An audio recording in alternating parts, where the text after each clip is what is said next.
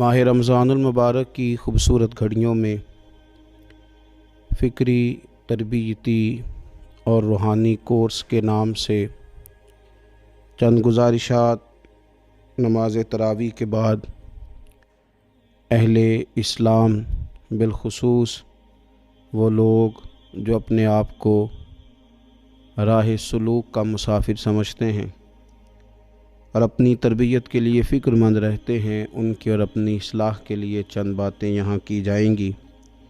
अल्लाह तबारक व तआला इखलास का वज़ू अता फ़रमाए, नीयतों और इरादों को पाकीज़गी नसीब फ़रमाए और इस माह मुबारक की सारी बरक़ात और इसके समरात और इसकी रूहानियत से हम सब को फैज़ याफ़ फ़रमाए। अहले ईमान का ये शेवा है कि वो अपने रब से शदीद मोहब्बत करते हैं। कुरान हकीम में अल्लाह ताला ने फ़रमाया है कि वल्लज़ीना आमनू अशद्दु हुब्बन लिल्लाह, फ़रमाया वो लोग जो ईमान लाए वो अपने रब से शदीद मोहब्बत करते हैं। वो जब अपने रब की नेमतों को याद करते हैं, जब वो अपने मालिक के एहसानात का तसव्वुर करते हैं, जब वो अपने रब के बेपाया करम की तरफ देखते हैं तो अपने मालिक से शदीद मोहब्बत करते हैं। और जब वो अपने मालिक से इस कदर ज़्यादा बढ़ के मोहब्बत करते हैं तो फिर वो उन सब तकाज़ों को पूरा करना चाहते हैं, उन सब चीज़ों की तरफ बढ़ना चाहते हैं जो उन्हें अल्लाह तबारक व तआला की मोहब्बत की तरफ ले कर के जाती है। अल्लाह तबारक व तआला चूँकि अपने बंदों की तलब से आगाह है, अपने बंदों की प्यास को जानता है, इनके दिलों में उसकी तरफ बढ़ने का जो जज्बा है, उस जज्बे से मालिक पूरी तरह ना सिर्फ आगाह है बल्कि अपने करम से उसकी तस्कीन भी फरमाता है। तो अल्लाह तबारक व तआला ने वो सारे रास्ते हमें अता फ़रमाए जो रब करीम की मोहब्बत की तरफ हमें ले जाते हैं और उसकी मोहब्बत की लज्जत हमारे दिलों के अंदर पैदा करते हैं। जब अहले ईमान अल्लाह से बढ़ चढ़ के मोहब्बत करें और अपने मालिक की तरफ वो सबसे ज़्यादा अपने कदमों को, अपने दिलों को, अपनी तवज्जो को बढ़ाएं, तो उन्हें कुछ काम ऐसे हैं जो ज़्यादा करने चाहिए। उन कामों में से एक बड़ा काम ये है कि वो अपने रब की इबादत करें। इबादत तो रब के हर हुक्म को तस्लीम कर लेने का नाम है, लेकिन हमारे यहाँ इबादत का तसव्वुर अक्सर नमाज के लिए लिया जाता है। कुरान हकीम में अल्लाह ताला ने इरशाद फरमाया, या अय्युहन्नासु उबुदू रब्बकुमुल्लज़ी खलक़कुम वल्लज़ीना मिन क़ब्लिकुम लअल्लकुम तत्तक़ून, फरमाया लोगों अपने रब की इबादत करो जिसने तुम्हें पैदा किया और तुमसे पहले लोगों को पैदा किया, और इस उम्मीद पर अपने रब की इबादत करो कि लअल्लकुम तत्तक़ून, ताकि तुम परहेज़गार बन जाओ। अपने मालिक के हुजूर अपनी पेशानी को झुका देना इबादत इंतहाई दर्जे की आजिज़ी को कहते हैं। अपनी पेशानी को, अपने नाक को, अपने पूरे वजूद को अपने मालिक के हुजूर इंतहाई आजिज़ी के साथ झुका देना और सारी बुलंदियाँ और सारी रिफ़अतें और सारी अज़मतें रब ही की तस्लीम करना, इसका नाम इबादत है। अल्लाह के हुजूर जब रब करीम का बंदा अपने आप को झुका देता है और उसके हुजूर वो इंतहाई आजिज़ी करता है, तो इसका माना यह है कि वो अपने रब की इबादत कर रहा है। रसूल कायनात सल्लल्लाहु ताला अलैहि वसल्लम ने मुख्तलिफ़ चीज़ों को मुख्तलिफ़ मौक़े पर हमारे लिए बयान करके हमारे दिलों में उन चीज़ों की मोहब्बत बढ़ाई। इस रमज़ानुल मुबारक में ख़ास करके हमें उन चीज़ों पर तवज्जो करनी है। मेरी नज़र में वो 4 चीज़ें हैं, अगरचे इनको और भी बहुत सारी चीज़ों पर तकसीम किया जा सकता है, और भी कई चीज़ें इसमें शामिल की जा सकती हैं, लेकिन अहम चीज़ें 4। एक तो नमाज का पढ़ना, नवाफिल का पढ़ना, रात को क़याम करना, सहरी के लिए तो उठना ही है, तो उठते वक्त तहज्जुद की नमाज को अहमियत देना, नमाज तरावी को ज़रा शौक़ के साथ अदा करना, नफल का क़याम करना, इबादत के लिए अपने आप को तैयार करना, और दूसरे नंबर पर कुरान हकीम की तिलावत को ज़ौक़ शौक़ के साथ करना, अपना मोहब्बत का, प्यार का रिश्ता कुरान पाक के साथ मजबूत करना, और तीसरा कसरत के साथ इस्तिग़फ़ार पढ़ना, अपने मालिक से अपने गुनाहों की माफ़ी मांगना, आइंदा गुनाह न करने का अहद करना, اور چوتھا دعائیں مانگنا۔ یہ 4 چیزیں اگر تھوڑی توجہ کے ساتھ اس ماہ مقدس میں روزانہ کے معاملات میں شامل کر لی جائیں، نماز، تلاوت قرآن مجید، استغفار اور دعا۔ آپ دیکھیے کہ نبی کریم صلی اللہ تعالیٰ علیہ وآلہ وسلم نماز کے اندر محو رہنے کو پسند کرتے تھے۔ حضور نماز کے اندر شامل رہنے کو اور نماز کو بار بار ادا کرنے کو پسند کرتے تھے۔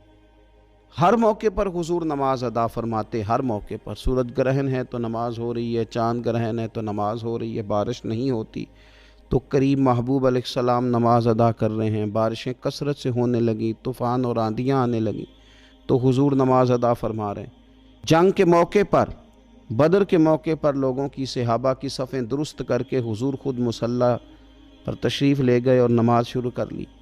تو ہر وقت نماز کی طرف حضور کی توجہ ہمیں بتاتی ہے کہ نماز پڑھنا، نفل پڑھنا، عبادت کرنا یہ کتنا دلچسپی والا کام ہے، اور مسلمان کا اس کے ساتھ شوق کس قدر زیادہ ہونا چاہیے۔ آج ہم زیادہ بے چین اس لیے رہتے ہیں کہ ہمارا تعلق باقی سب چیزوں سے مضبوط ہوا لیکن مصلی کے ساتھ کمزور ہوا۔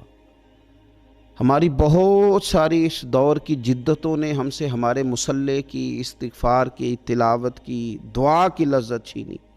اگر ہم تھوڑا لوٹ کر کے آئیں اور کچھ گھنٹوں کے لیے، کچھ وقت کے لیے، کچھ ٹائم کے لیے، اگرچہ وہ مختصر ہی کیوں نہ ہو، ہم اپنے معمولات جو عبادت کے تعلق سے ان کو مضبوط کریں، موبائل بند کیے جائیں، ایک کونا تلاش کیا جائے، کوشش کی جائے تنہائی کرے انسان اپنے مالک کے ساتھ۔ نبی پاک صلی اللہ تعالیٰ علیہ وآلہ وسلم نے جو ہمیں طریقے بتلائے ہیں، ان طریقوں کی روشنی میں انسان اکیلا بیٹھے اپنے مالک کے حضور اور خوب اس کی بارگاہ میں نفل پڑھے، تلاوت کرے، استغفار پڑھے، پھر دعائیں مانگے، اپنے لیے بھی مانگے، امت کے لیے بھی مانگے، اپنے لیے بھی مانگے، اپنوں کے لیے بھی مانگے، سب کے لیے اللہ کے حضور سے وہ خیر طلب کرے۔ حضرت سیدنا زید بن ثابت رضی اللہ تعالیٰ عنہ ارشاد فرماتے ہیں، مجمع الزوائد میں، مسند امام احمد بن حنبل میں یہ حدیث موجود ہے۔ آپ فرماتے ہیں کہ میں نبی پاک صلی اللہ تعالیٰ علیہ وسلم کے ساتھ اکثر نماز کے لیے جایا کرتا تھا، تو میں انفرادی انداز دیکھتا نبی پاک صلی اللہ تعالیٰ علیہ وسلم کا کہ حضور جب نماز کے لیے چلتے تو چھوٹے چھوٹے قدموں کے ساتھ چلتے۔ جو نبی پاک صلی اللہ تعالیٰ علیہ وسلم کا روٹین میں چلنے کا انداز ایک کریمانہ تھا، اس سے ہٹ کر حضور مختصر قدم اٹھاتے اور نماز کے لیے تشریف لے جاتے۔ میں اس خوبصورت ادا پر توجہ کرتا تو میرے کریم محبوب صلی اللہ تعالیٰ علیہ وسلم نے مجھ سے فرمایا، زید تم جانتے ہو میں مختصر قدم کیوں اٹھاتا ہوں؟ حضور دلوں کا حال جانتے ہیں نا، تو فرمانے لگے تمہیں خبر ہے میں اختصار کے ساتھ قدم کیوں اٹھاتا ہوں؟ عرض کی یا رسول اللہ صلی اللہ تعالیٰ علیہ وسلم کرم نوازی فرمائیے، بتا دیجئے۔ تو حضور فرمانے لگے کہ جب تک انسان نماز کی طلب میں رہتا ہے نا، وہ نماز ہی میں رہتا ہے۔ وہ جب نماز کی طلب میں ہوتا ہے تو نماز ہی میں ہوتا ہے۔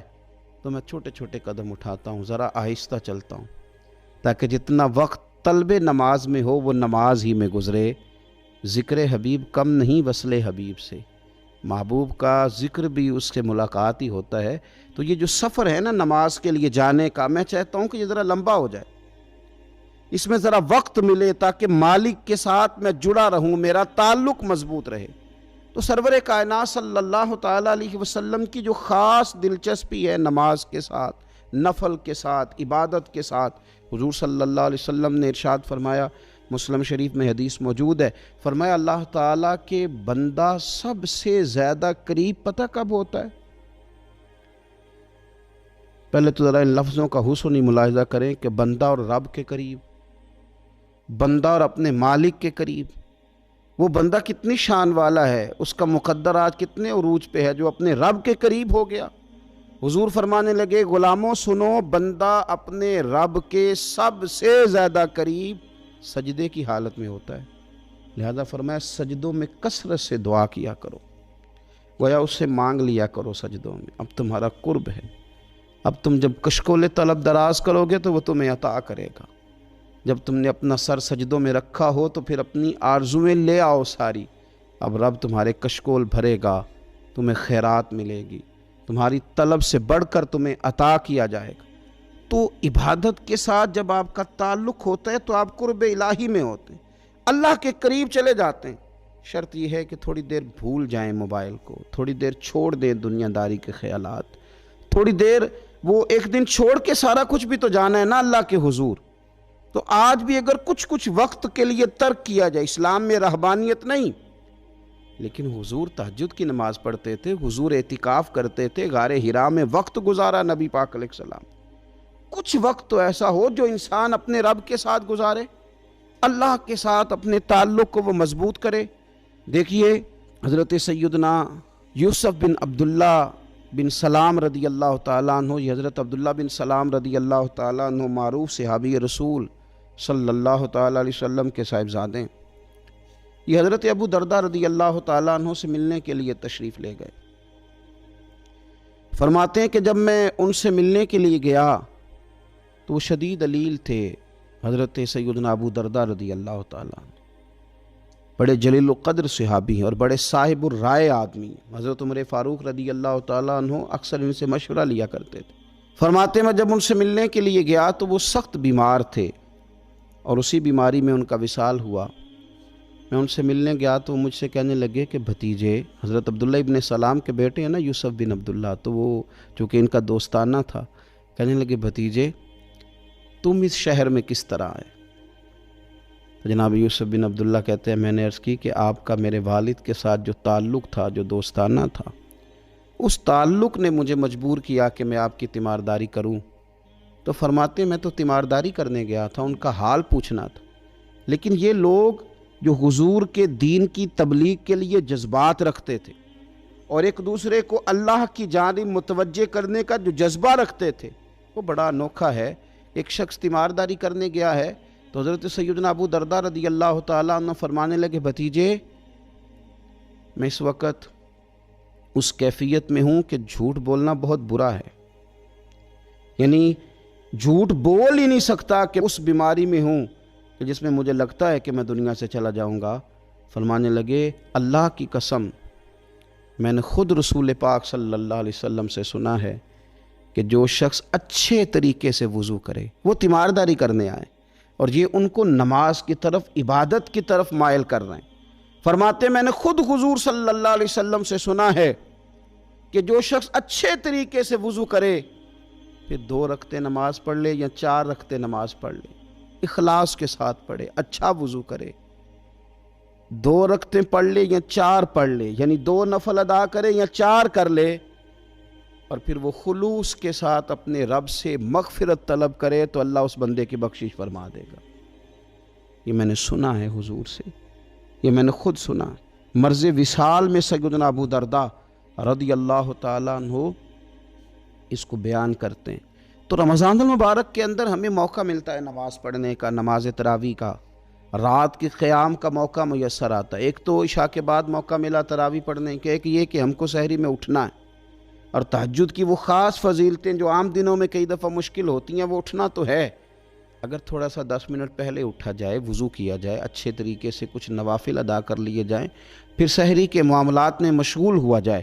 نبی پاک صلی اللہ تعالیٰ علیہ وآلہ وسلم ارشاد فرماتے ہیں، یہ ترمذی شریف کی حدیث ہے، حضور علیہ الصلوۃ والسلام نے ارشاد فرمایا کہ رات کا قیام اپنے اوپر لازم کر لو۔ اگرچہ یہ لازم کرنا یہ استحبابی حکم ہے، حضور صلی اللہ تعالی وسلم نے اسے فرض قرار نہیں دیا، لیکن حضور شوق دلاتے ہیں۔ فرمایا رات کا قیام، رات کا قیام، ساون کی کالی راتوں میں جب بوندا باندی ہوتی ہے، وہ راتوں کو اٹھ اٹھ روتے ہیں جب خلقت ساری سوتی ہے۔ اور حضرت میاں صاحب رحمۃ اللہ علیہ نے فرمایا تھا کہ رات پوے تے بے دردانو نیند پیاری آوے تے درد مندانو یاد سجن دی ستیاں وی آن جگاوے۔ فرمایا رات کا قیام، حضور سید عالم صلی اللہ تعالی علیہ وسلم فرماتے ہیں رات کا قیام اپنے اوپر لازم کر لو، اس لیے کہ یہ رات کا قیام تم سے پہلے نیک لوگوں کا طریقہ ہے، اور یہ تمہارے لیے قرب خداوندی کا باعث ہے، یہ تمہیں اللہ کے قریب کر دے گا۔ اور حضور صلی اللہ تعالیٰ علیہ وسلم فرمانے لگے یہ رات کا قیام تمہاری برائیوں کو مٹا دے گا اور یہ تمہیں گناہوں سے روک لے گا، گویا رب کریم تمہیں معافی عطا فرمائے گا، یہ تمہارے لیے بخشش کا ذریعہ بن جائے گا۔ یہ برائیوں کو مٹانے والا ہے رات کا قیام، یہ گناہوں سے روکنے والا ہے رات کا قیام۔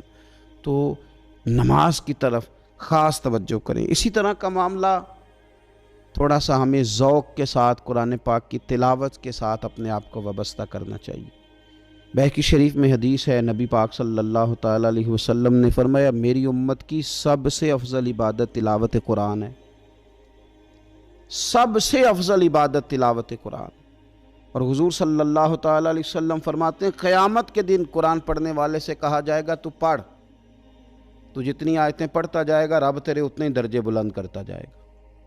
تلاوت قرآن کے ساتھ خاص ذوق، رمضان شریف کے اندر گھروں کے اندر اگر قرآن پاک کی تلاوت کی جائے، ہم دیکھتے تھے جب دیہاتوں میں ہوتے تھے تو گھر کے اندر بڑا ذوق ہوتا تھا قرآن پاک کی تلاوت کا۔ بہن بھائی ایک دوسرے سے پوچھتے تھے تیرا کون سا سپارہ ہے، تو وہ کہتے تھے میں کیوں بتاؤں، تو بتا تیرا کون سا ہے۔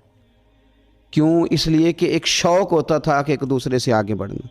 تو نبی پاک صلی اللہ تعالیٰ علیہ وسلم نے فرمایا دنیا میں قرآن مجید پڑھتا تھا، اس سے قیامت کے دن بھی کہا جائے گا کہ اب تو پڑھنا، تو وہ جتنی آیات پڑھے گا رب اس کے اتنے درجے بلند کرے گا۔ تو رمضان شریف کے اندر خاص ذوق قرآن مجید کی تلاوت کا۔ پھر اسی طرح کا معاملہ استغفار کے ساتھ، نفل پڑھے جائیں، تلاوت کی جائے، اور پھر استغفار کثرت سے پڑھا جائے، استغفار کثرت سے پڑھا جائے۔ نبی پاک صلی اللہ تعالیٰ علیہ وسلم کا محبوب وظیفہ استغفار پڑھنا، اللہ کے حضور توجہ کرنا، توبہ کرنا۔ حضور تو معصوم ہے، نبی پاک تو معصوم عن الخطا، حضور سے تو معاذ اللہ کوئی گناہ سرزد ہوتا ہی نہیں۔ اور انبیاء کے بارے میں جو کوئی ایسے نظریات رکھے وہ گمراہ ہے، لیکن حضور صلی اللہ تعالیٰ علیہ وسلم نے فرمایا لوگو، یہ بخاری مسلم میں حدیث ہے، فرمایا لوگو اللہ تبارک و تعالیٰ کی بارگاہ میں توبہ کرو، بخشش طلب کرو۔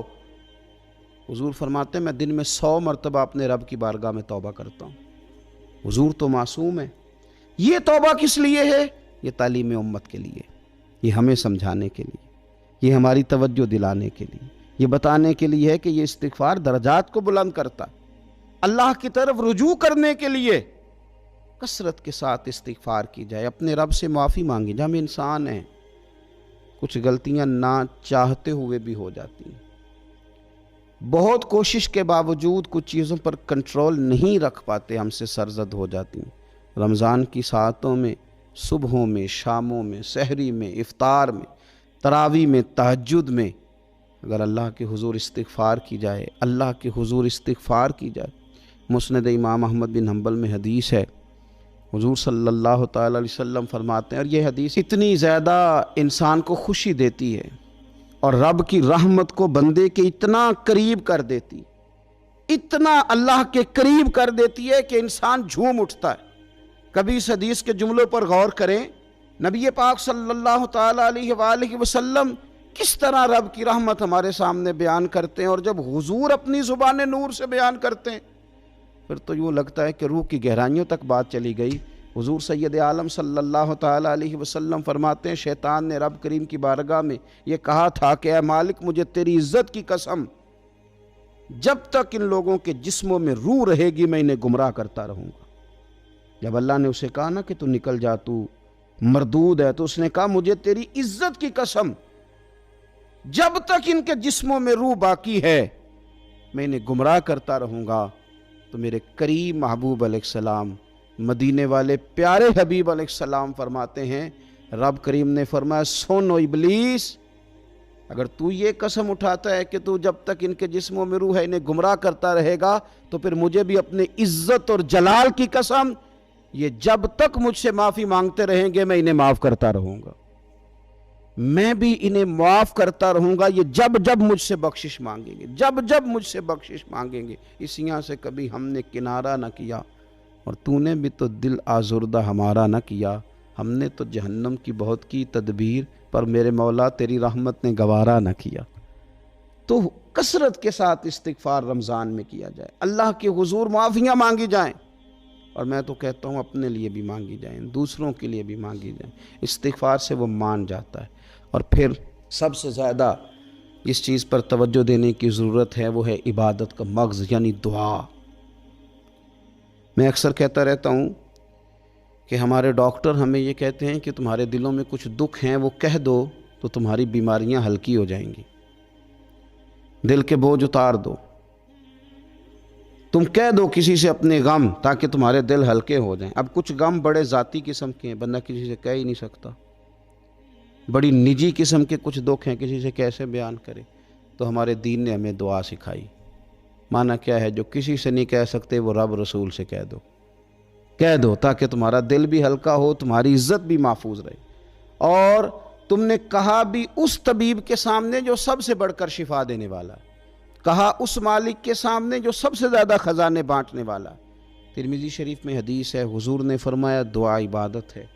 اسی ترمذی میں حدیث ہے، فرمایا دعا عبادت کا مغز ہے۔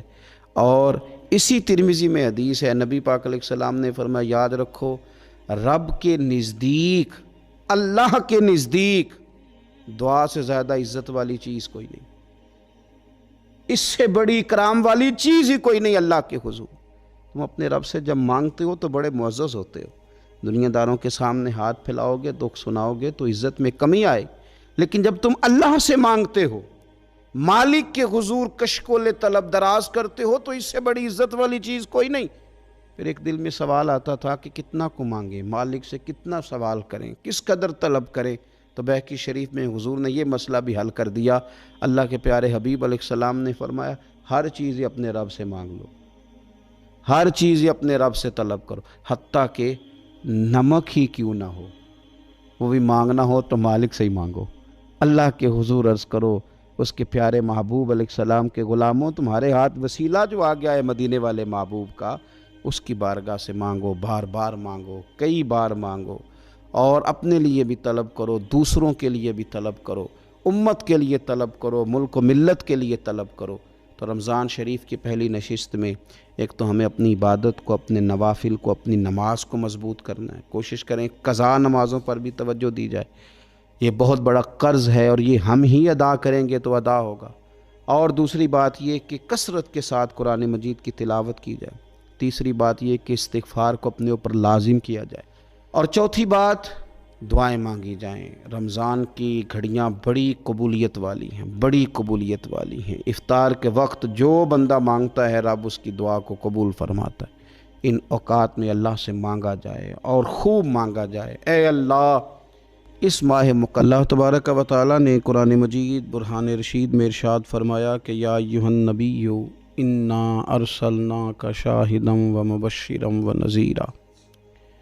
فرمایا محبوب صلی اللہ تعالیٰ علیہ وسلم، ہم نے آپ کو گواہ بنایا ہے، خوشخبری دینے والا بنایا ہے اور ڈر سنانے والا بنایا، وداعیا الی اللہ، اور آپ کو اللہ کی طرف دعوت دینے والا بنا کے بھیجا ہے، بِإِذْنِهِ، اس کے حکم کے ساتھ، اس کے اذن کے ساتھ، وَسِرَاجًا مُنِيرًا، اور چمکتا ہوا آفتاب بنا کے بھیجا ہے۔ اے محبوب صلی اللہ تعالیٰ علیہ وسلم، آپ کو داعی الی اللہ بنایا، اللہ کی جانب دعوت دینے والا بنا کے بھیجا ہے۔ نبی پاک صلی اللہ تعالیٰ علیہ وآلہ وسلم نے ہمیں اللہ کی جانب دعوت دی۔ عقیدوں کے اندر، نظریات کے اندر، افکار کے اندر، سوچوں کے اندر جو کمزوریاں ہیں، ان سب کو نبی پاک صلی اللہ تعالیٰ علیہ وسلم نے دور فرمایا۔ ہمیں رسول کائنات صلی اللہ تعالیٰ علیہ وسلم نے فکری طور پر، ذہنی طور پر، قلبی طور پر مضبوط کیا۔ انسان جب تک اللہ اور اس کے رسول صلی اللہ تعالیٰ علیہ وسلم سے ذہنی طور پر اور روحانی اور قلبی طور پر وابستہ نہیں ہوتا، اتنی دیر تک وہ کمزور رہتا ہے۔ اور جب وہ رب رسول سے وابستہ ہو جاتا ہے، اس کا عقیدہ اللہ اور اس کے رسول صلی اللہ علیہ وسلم کی ذات پر مضبوط ہو جاتا ہے، پھر وہ ذہنی طور پر، فکری طور پر مضبوط ہو جاتا ہے۔ نبی پاک صلی اللہ تعالیٰ علیہ وسلم کی تشریف آوری سے پہلے جو بنیادی مسئلہ تھا وہ یہ تھا کہ کفار مکہ، قریش بہت سارے بتوں کی پوجا کرتے تھے۔ تو جو نظریاتی کمزوریاں تھیں، جو فکری فقدان تھا، وہ ان کے اندر بہت زیادہ تھا۔ حج کر کے آتے تھے تو اوہام پرستی کا شکار تھے، حج کر کے آئے ہیں تو دروازے سے داخل نہیں ہوں گے، اوپر سے کود کر کے آئیں گے، کپڑے اتار کر معاذ اللہ بیت اللہ شریف کا طواف کرتے، قربانیاں کرتے تو ان کا خون کعبے کی دیواروں کے ساتھ ملتے۔ مصر کے اندر یہ رسم پائی جاتی تھی کہ وہ سال کے بعد ایک لڑکی کو ذبح کر کے دریا میں ڈالتے تھے تو تب دریا چلنا شروع ہوتا تھا، اور اس پر انہوں نے نظریہ بنا لیا تھا کہ ایسا ہوگا تو تبھی معاملہ آگے بڑھے گا۔ نبی پاک صلی اللہ تعالیٰ علیہ وسلم نے ان سب لوگوں کو اللہ کی جانب دعوت دی۔ حضور علیہ السلام نے فرمایا میں تمہارے سامنے جو تعلیمات لے کے آیا ہوں ان میں کوئی اوہام پرستی نہیں، اس میں توہمات کا کوئی تذکرہ نہیں، ایک مضبوط دین، اللہ تبارک و تعالیٰ کی ذات پر بھروسہ، اللہ تبارک و تعالیٰ کی رحمت سے امید، ان سب چیزوں کو رسول پاک صلی اللہ تعالیٰ علیہ وسلم نے لوگوں کے ذہنوں تک اتارا۔ جب تک انسان کا بھروسہ عام انسانوں سے وابستہ رہتا ہے، دنیا داروں سے وابستہ رہتا ہے، پیسوں سے وابستہ رہتا ہے، دنیاوی معاملات کے ساتھ وابستہ رہتا ہے تو وہ کمزور ہوتا جاتا ہے دن بدن۔ اور رسول پاک صلی اللہ علیہ وسلم داعیے الی اللہ ہیں تو حضور نے ہمیں یہ سوچے دی ہیں کہ تم نہ اپنے آپ کو اللہ رسول سے وابستہ کرو، پھر یہ جو کمزوری ہے نا، کمزوری یہ تمہارے دل سے نکل جائے گی۔ ہم دیکھتے ہیں کہ آج بہت سارے لوگ ایسے ہیں جو مایوسی کی گفتگو کرتے ہیں، اگر غریب ہو گئے ہیں تو تب بھی ان کے جملوں میں معاذ اللہ مایوسی ہے، کہیں بیمار ہو گئے ہیں تو پھر بھی وہ گھبرائے سے ہیں، وہم کا شکار ہیں، اگر کسی جگہ کوئی آزمائش ان پر آ گئی ہے تو بھی مختلف توہمات کا وہ شکار ہو جاتے ہیں۔ اگر توجہ اللہ رسول کی جانب ہو اور وہ سوچیں جو رسول پاک صلی اللہ علیہ وسلم نے ہمیں دی ہیں ان پر توجہ ہو تو پھر انسان کسی وہم کا شکار نہیں ہوتا، پھر وہ مضبوط زندگی گزارتا ہے اور مضبوطی کے ساتھ آگے بڑھتا ہے، چونکہ اس کو سمجھ آ گئی ہے کہ میرا خالق اللہ ہے، رازق اللہ ہے، پیدا کرنے والا اللہ ہے اور میرے تمام معاملات کا محافظ بھی میرا اللہ ہے، پھر وہ کمزور نہیں پڑتا، پھر وہ زیادہ امیدیں لوگوں سے وابستہ نہیں کرتا، دنیا داروں سے، سیٹھوں نوابوں سے زیادہ امیدیں نہیں وابستہ کرتا، پھر اس کی امیدیں اللہ سے اور اللہ والوں سے، پھر وہ اللہ رسول کی بارگاہ میں اپنے آپ کو پیش کر دیتا ہے۔ حدیث مبارکہ ترمذی شریف میں موجود ہے، راوی حضرت عبداللہ ابن مسعود رضی اللہ تعالیٰ عنہ ہیں، ذرا حضور صلی اللہ علیہ وسلم کے تربیت کرنے کا انداز دیکھیے گا۔ حضرت عبداللہ ابن مسعود رضی اللہ تعالیٰ عنہ روایت کرتے ہیں کہ نبی پاک صلی اللہ تعالیٰ علیہ وسلم نے فرمایا کہ اللہ تعالیٰ نے ہر جان کو پیدا فرمایا، ہر جان کو اللہ تعالیٰ نے پیدا کیا تو 3 چیزیں رب کریم نے لکھ دیں اس کے لیے۔ ہر جان کو پیدا کیا تو اللہ نے لکھ دیا، کیا لکھا؟ اس کا رزق کتنا ہے یہ بھی رب نے لکھ دیا، عمر کتنی ہے، زندگی کتنی ہے یہ بھی رب نے لکھ دیا، اور جو اس پر مشکلات آئیں گی وہ بھی اللہ نے لکھ دی۔ اس کی حکمت کے تقاضوں کے تحت جو مشکلات آئیں گی انسان کی گناہوں کی معافی کا سبب بنیں گی، نیک ہے تو درجات کی بلندی کا سبب بنیں گی، تو جو مشکلات اس کی طرف آئیں گی، جو مصیبتیں، بیماریاں، تنگیاں، وہ سب اللہ تبارک و تعالیٰ کی حکمت کے تقاضوں کے تحت آئیں۔ اب انسان یہاں گھبرایا رہے، مایوس ہو جائے، ایک بات اب ذرا یہاں صوفیاء کہتے ہیں وہ بھی سمجھنے والی ہے، وہ کہتے ہیں کہ اصل بات یہ ہے کہ جس رب کی طرف سے تو کرم قبول کرتا ہے نا اس کی طرف سے آزمائش بھی قبول کر، وہ کریم جو تیرے اوپر رحمت کے دروازے کھولتا ہے کبھی اپنی حکمت کے تقاضوں کے تحت تجھے کسی مشکل میں ڈالے تو اسے بھی تھوڑا سا قبول کر، ایسا نہ ہو کہ میٹھا ہے تو فٹافٹ تو قریب کرے، اور اگر تھوڑا سا تجھے کوئی ترش رویے سے، ترش جگہ سے گزرنا پڑے تو پھر تو گھبرا جائے۔ تو اپنے مالک کے سپرد جب اپنے آپ کو کر دے گا پھر تیری طبیعت سکون میں آ جائے گی، تیرا قلب ٹھنڈک میں آ جائے گا۔ محمود غزنوی رحمۃ اللہ علیہ مالٹا کھا رہے تھے، ایک ٹکڑا اس کا، ایک خاش اس کی اپنے ہاتھ سے نکال کر کے ایاز کو کھانے کے لیے دی، ایاز فٹافٹ کھا گیا۔ بعد میں ایک ٹکڑا محمود نے اپنے منہ میں ڈالا تو بڑا کڑوا محسوس ہوا مالٹا، تو اس نے اس کو تھوک دیا اور ایاز کی طرف دیکھ کے کہنے لگا بہت ترش تھا، بہت کڑوا تھا، کس طرح تم کھا گئے؟ اللہ اکبر۔ تو ایاز نے جو بات کی وہ ہمیں سمجھاتی ہے کہ بندے کا رشتہ کس طرح کا ہونا چاہیے۔ ایاز کہنے لگا آقا ساری زندگی تیرے ہاتھوں سے میٹھے کھائے، آج ایک کڑوا آیا تھا تو میں اگر اسے تھوک دیتا یہ کو آئینے وفاداری تو نہ ہوا۔ انسان کو اللہ کی طرف سے نعمتیں آتی جائیں، رحمتیں آتی جائیں، تندرستیاں آتی جائیں، لیکن کسی جگہ ذرا کمزوری دیکھنی پڑے تو انسان اس جگہ ٹھہر جائے، اس جگہ وہ گھبرا جائے، وہم کا شکار ہو جائے، پتہ نہیں کیا ہو جائے گا، ان چکروں میں پڑ جائے، تو یہ بات درست نہیں ہے۔ اب یہ کہ ہم کیا کرتے ہیں، ہم نے اپنی ساری توجہات کا مرکز دنیا والوں کو بنا لیا ہے۔ دنیا والوں کو کیسے راضی کرنا ہے، ان کو کیسے سیٹ رکھنا ہے، لوگوں کے ساتھ اپنے تعلقات کو کس طرح کر کے مضبوط کرنا ہے، بس اسی میں ہمارے صبح و شام گزر جاتے ہیں۔ 3-4 جگہوں پہ دعوت مل گئی ایک دن میں، ایک جگہ ولیمے پہ جانا تھا وہاں خود چلے گئے، ایک جگہ اصال ثواب کی تقریب تھی تو وہاں بیٹے کو بھیجا، اور ایک جگہ اور کسی معاملے میں دعوت تھی تو وہاں فون کر کے معذرت کر لی۔ کسی طریقے سے لوگ راضی رہیں، پھر کیا ہوتا ہے، پھر انسان کو یوں محسوس ہوتا ہے کہ اسے فٹ بال بنا لیا گیا۔ آپ لوگوں کی توقعات پہ کتنا پورا اتریں گے؟ بس آپ اپنے ضمیر سے پوچھیں کہ ہم اللہ اور اس کے رسول صلی اللہ تعالیٰ علیہ وسلم کے ساتھ اخلاص رکھتے ہیں، ہمارا دل اس پر مطمئن ہے جو کام ہم کر رہے ہیں، جو سفر ہم نے شروع کیا ہوا ہے وہ رب کی رحمت کی طرف ٹھیک بڑھ رہا ہے۔ باقی یہ کہ لوگوں کو راضی کرنے کی کوشش میں رہنا اور لوگوں پر توجہ رکھنا اور لوگوں کے معاملات ہر وقت دیکھتے رہنا، یہ چیز انسان کو کمزور بھی کر دیتی ہے اور بعض اوقات اسے لوگوں کے سامنے رسوا بھی کر دیتی۔ حضرت سیدنا عبداللہ ابن عباس رضی اللہ تعالیٰ عنہ موجود تھے تو رسول پاک صلی اللہ تعالیٰ علیہ وسلم نے انہیں نصیحت فرمائی۔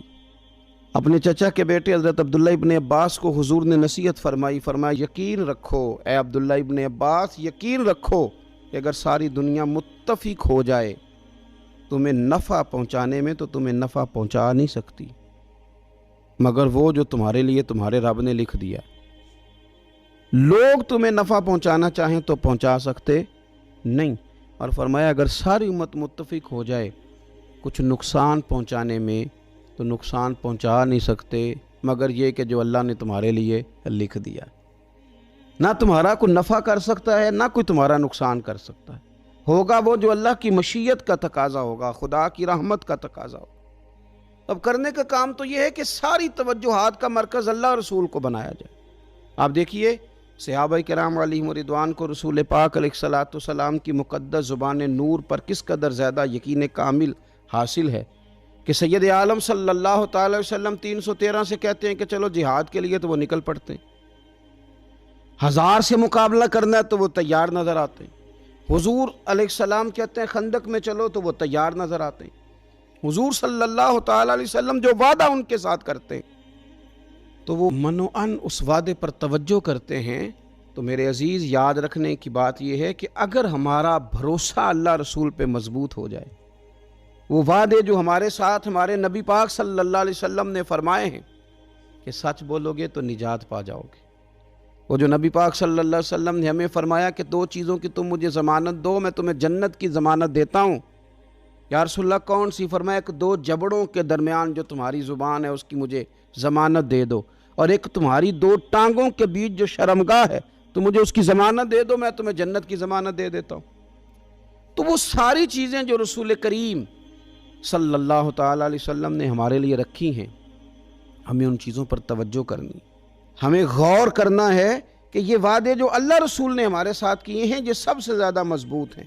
اسی طریقے سے اگر رحمت خداوندی کی طرف انسان کا خیال جائے، اللہ کے کرم کی جانب اس کی توجہ جائے، میرے رسول پاک صلی اللہ تعالیٰ علیہ وسلم نے ارشاد فرمایا، آپ یقین کریں جن لوگوں کی توجہ اس طرف ہو جاتی ہے کہ اللہ تبارک و تعالیٰ بڑا کریم ہے، اللہ بڑا مہربان ہے، اللہ بڑا کرم کرنے والا ہے، تو پھر خدا بھی ان پر بڑی ہی رحمت فرماتا ہے، پھر اللہ تعالیٰ بھی ان کے لیے بڑی ہی آسانیاں کرتا ہے۔ اس لیے ہمارے بزرگوں نے لکھا ہے کہ اپنے رب کے ساتھ حسن ظن رکھنا واجب ہے، ضروری ہے کہ تم اللہ کے ساتھ اچھا گمان رکھو، اچھا گمان۔ امام غزالی نے حدیث لکھی ہے، ایک اعرابی نبی پاک صلی اللہ علیہ وسلم کی خدمت میں حاضر ہوا اور اس نے عجیب بات کی، عرض کی یا رسول اللہ صلی اللہ علیہ وسلم قیامت کے دن حساب کون لے گا؟ تو حضور نے فرمایا حساب تو میرا رب کریم لے گا۔ تو وہ شخص مسکرایا۔ حضور نے فرمایا کیوں مسکراتے ہو؟ عرض کی یا رسول اللہ جب کریم غالب آتا ہے تو وہ کرم ہی کرتا ہے، وہ کرم ہی کرے گا، وہ فضل ہی فرمائے گا۔ نبی پاک صلی اللہ تعالیٰ علیہ وسلم نے کیا فرمایا؟ فرمایا بھی یہ عربی بڑا فقیہ ہے، بڑا دانش مند ہے۔ یہ سادہ بندہ بڑی اعلیٰ بات کر گیا، فقیہ ہے، دانش مند ہے، اس لیے کہ اس کی امید اللہ تبارک و تعالیٰ کی رحمت کے ساتھ لگی ہوئی ہے۔ مسند امام احمد بن حنبل میں حدیث ہے، نبی پاک صلی اللہ علیہ وسلم فرماتے ہیں، رب فرماتے ہیں کہ اگر میرا بندہ زمین بھر گناہ لے کے میری بارگاہ میں آئے، بھر دی اس نے زمین گناہ کر کر کے، لیکن وہ آئے اور استغفار کرے اور اس امید پر استغفار کرے کہ رب مجھے معاف کر دے گا، سچے دل سے توبہ کرے، تو حضور فرماتے ہیں رب اس بندے کو معاف فرما دیتا ہے، اگر اس کی امیدیں اپنے رب کے ساتھ مضبوط ہوں۔ ہم نے یوں کیا ہے کہ کمزوری دکھانی شروع کر دی ہے، کمزوری، اور پھر کچھ معاشرے میں لوگ بھی ہیں، یہ کچھ جادو کا بتانے والے لوگ آ گئے ہیں جو ہر شخص کو کہتے ہیں کہ تجھے تو جادو ہو گیا ہے، جو ہر شخص کو یہ بات بتاتے ہیں کہ تیرے اوپر تو آسیب کا اثر ہے۔ ان لوگوں نے بھی لوگوں کو کمزور کر دیا ہے۔ کچھ ایسے لوگ ہیں جو معاشرے کے اندر یہ کہتے پھرتے ہیں بھائی سب دنیا کا چکر ہے، سب دولت کا معاملہ ہے، جس کی لاٹھی اس کی بھینس، یہاں کچھ بھی نہیں ہو سکتا۔ انہوں نے بھی لوگوں کو کمزور کر دیا ہے۔ اپنے عقیدوں کو مضبوط رکھیں، اللہ رسول صلی اللہ علیہ وسلم کے ساتھ اپنے بھروسے کو مضبوط کریں۔ دیکھیں حضور ہماری تربیت کرتے ہیں، فرمایا اگر تم رب پہ بھروسہ کرو گے نا، اور رب تعالیٰ پہ بھروسہ کر کے نکلو گے تو اللہ تمہیں اسی طرح رزق عطا فرمائے گا جس طرح رب پرندوں کو رزق عطا فرماتا ہے۔ وہ صبح بھوکے نکلتے ہیں لیکن شام کو لوٹتے ہیں تو اللہ انہیں پیٹ بھر کے روزی عطا کرتا ہے۔ کیوں؟ اس لیے کہ ان کا بھروسہ مضبوط ہے، ان کا اپنے رب پہ توکل مضبوط ہے۔ رسول کائنات صلی اللہ تعالیٰ علیہ وسلم نے ہمیں ہمارے رب کی جانب دعوت دی، حضور نے ہمیں اللہ پہ بھروسہ کرنا سکھایا۔ رسول پاک صلی اللہ تعالیٰ علیہ وسلم نے ہمیں کہا کہ دنیا میں مسافروں کی طرح وقت گزار کے آ جانا، جنت میں رب نے تمہارے لیے وہ نعمتیں تیار کی ہیں، نہ کسی آنکھ نے دیکھی، نہ کسی کان نے سنی، نہ تمہارے دل پر خیال ہی گزرا ہوگا کہ اللہ یہ شان عطا فرمائے گا۔ اب ان لوگوں کا بھروسہ ہو گیا تھا صحابہ کا، حضور کے غلاموں کا، تو انہوں نے پھر کوئی جائیدادیں نہیں بنائی، انہوں نے پھر دنیا میں کوئی محلات تیار نہیں کیے، کیونکہ ذہن بن گیا تھا کہ جو رسول کریم علیہ السلام نے وعدے فرمائے ہیں وہ وعدے ہمارے لیے بڑے معیاری ہیں، وہ وعدے ہمارے لیے بڑے خوبصورت ہیں، ان وعدوں سے ہمیں بڑا کچھ ملے گا۔ اس لیے اپنی زندگی کے اندر ان چیزوں کو پیدا کرنا، ان چیزوں پر توجہ کرنا، اللہ کی جانب بھروسہ کرنا بڑا ضروری ہے۔ دعا ہے مالک کریم ہمیں رسول کریم صلی اللہ تعالیٰ علیہ وسلم کی بتائی ہوئی باتوں پر عمل کی توفیق دے، اور اللہ تعالیٰ ہماری آنے والی نسلوں کی امیدوں کو اپنی بارگاہ پر مضبوط کرے، یقین کامل کی دولت عطا کرے، توکل کی نعمت عطا فرمائے۔